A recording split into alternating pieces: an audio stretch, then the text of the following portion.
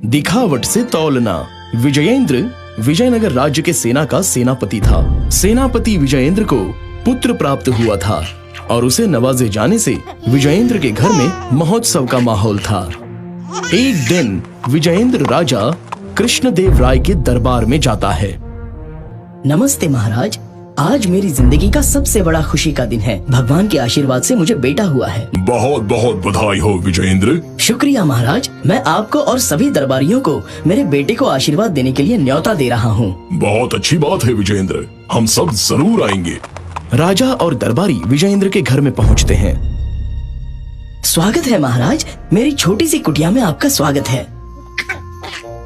जीते रहो बेटा, बिल्कुल अपने पिता की तरह बड़े क्षत्रिय बनना। महाराज, इसके दिखावट से ऐसा लगता है कि ये अपने पिता से भी बड़ा क्षत्रिय बनेगा और वो इस पूरे राज्य का सबसे बड़ा क्षत्रिय कहलाएगा। आप कैसे कह सकते हैं कि ये अपने पिता से भी आगे निकल जाएगा? मैंने उसके दिखावट से ये समझ लिया है। पर कोई भी इतने विश्वास से कैसे बोल सकता है ना महाराज? मैं तुम्हारी बात से सहमत हूँ, तुम्हारी बात में दम है। सबने बच्चे को बहुत आशीर्वाद दिया और जब सबको भोजन परोसा गया, उन सबने बड़े आनंद से खाया। दरबारियों को ये घटना उनके जीवन में हमेशा याद रही।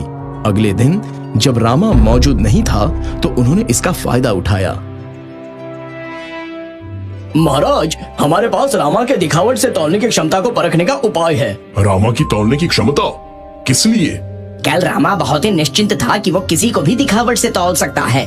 क्यों ना हम उसकी परीक्षा लें और ये साबित कर दें कि वो हमेशा ही किसी को दिखावट से तौल नहीं सकता। दरबारी राजा को अपनी तरकीब समझा देता है।